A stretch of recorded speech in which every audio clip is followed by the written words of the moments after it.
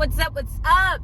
So I just really feel like the Spirit of the Lord continuously is telling me to share this. I have no idea why, but I know anytime He wants me to share something, it's for the good, and I know that it's going to bless some people, and maybe it's confirmation for you. I don't know, but here it goes. So it's basically my first experience with a word of knowledge, how it happened, what it felt like, and just kind of the tangibility on like what ended up taking place in the spiritual realm, but then in the natural at the same time, in just a regular social setting.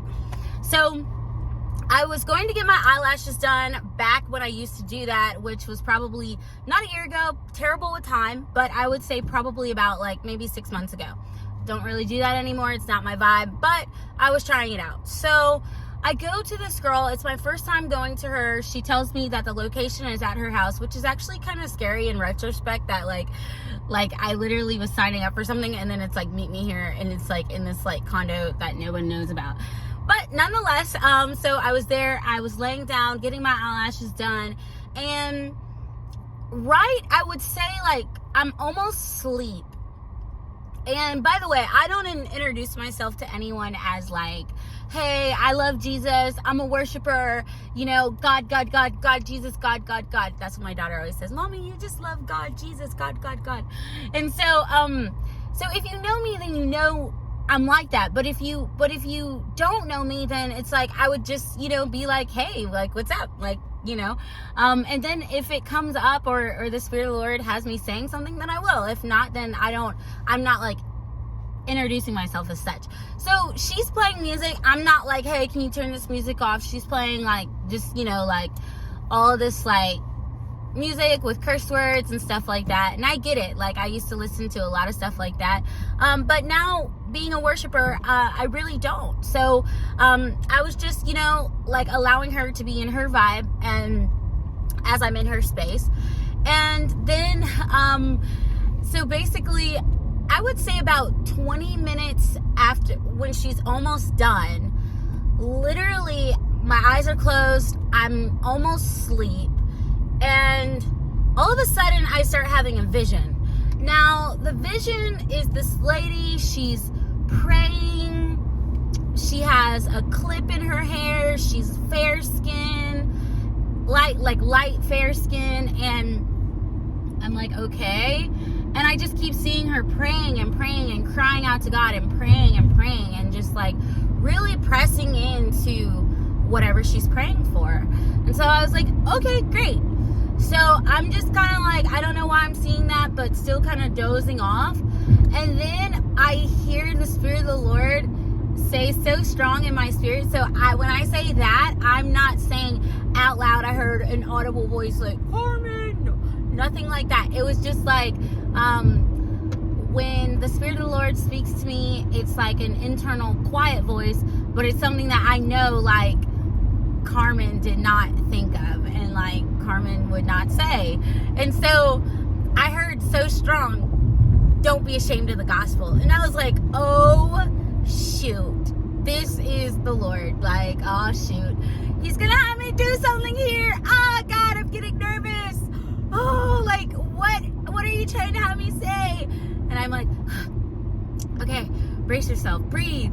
Okay, you can do this. So I hear it again. Don't be ashamed of the gospel. And I'm like, God, I'm not, you know, I'm your girl. I love you. I'm gonna hold it down. And I'm like, but this is awkward because, you know, it's always easy to talk about God like around people that just like are like God lovers, but when you don't know if somebody even knows God, it's like, it's not hard to talk about Him, but it's more like I'm not trying to force anything on you. So I was just like, God, what do you have for me right now? And I was like, God, this is a really awkward setting. Like I'm laying down getting my eyelashes done, but okay, like whatever you want to do, Holy Spirit, have your way in this place. So literally, I'm like, okay, how am I gonna do this? Like, what was that, you know, and all this stuff. So she's finished, and it's now time for me to like get up, pay, and I go to the restroom, and I'm like, you know, hey, can I use your bathroom? And then like I go and I start praying in the spirit, and I'm like, Lord, hey, like, Lord, help me. What am I supposed to say? What am I supposed to do? Like, this is so awkward. I'm about to pay, and this girl's like, like listening to all kinds of crazy stuff right now. And it's like, I'm not knocking, like, that's where that's where she is. It's just like, clearly, like, this is just about to be an awkward situation. So then, he's like, calm down. I'm going to give you what to say. So I'm like, all right, 1, 2, 3, breathe. And I'm like, all right, let's go in there. So I go in and I said, hey, I don't know, like, I said, do you believe in God? And she says, I used to when I was younger, but now, like, not really so much. And, just a lot happened, and, just not really, that's not really where I'm at. And she was living in an apartment with her boyfriend at the time. So I'm like, okay. So I said, well, I'm not trying to step on any toes. I'm not trying to force you or anything, but I really feel like I have a message that the Spirit of the Lord wants me to give you, because I started having some visions as you were doing my eyelashes. And I said, would you mind if I share that with you? And she said, okay, sure, not a problem. Yeah, what's up? And so I was like, do you know of a woman that's short? Like, she's like 4 foot something. She has long hair. And, she's like, I mean, yeah, like, that's my mom. And it was kind of like anybody could have guessed that. I'm kind of on the shorter side. I have longer hair, and I'm light skin. So anybody could have guessed that. And I was like, and then I just kept telling her, so I saw a clip in her hair, and she was wearing it half up, half down, and she just was praying and crying out to God. And just like, I just believe the Spirit of the Lord was just like that. It's like she's praying for you. She's never stopped praying for you. And she's just, like, you're just on her heart, and she just wants you to have that relationship with Him. And when the moment I said the clip wears her hair up, half down, half up, half down, she literally like broke into tears and was just like, oh my gosh, like, that's crazy, because my mom wears the clip every single day. And and she just like missed her mom so much. And she's like, I grew up Christian, and I can definitely see that that's my mom praying for me and by her bedside every night. And so it just was this intimate moment. And honestly, I think, I don't 100% remember because it's been a minute ago, but I think I ended up praying for her. And she accepted it, received it. I mean, it wasn't like a, hey, do you know Jesus moment? Even though in retrospect, I was like, maybe I should have asked her about that. But, that's what I felt like the Lord had me doing in this particular moment.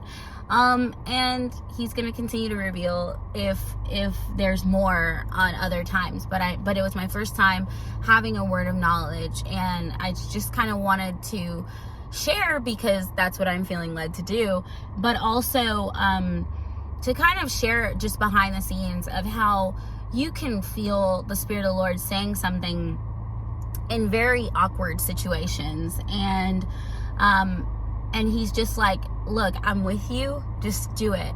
And I'm not there to know what that did for her life and how that impacted her and how that may have changed her life. However, I was able to see that it made a tremendous difference to her, and God met her there. Her parents live in another state, and God met her there. She was new to Atlanta, and He met her there in that apartment right when she needed Him, and to meet her there.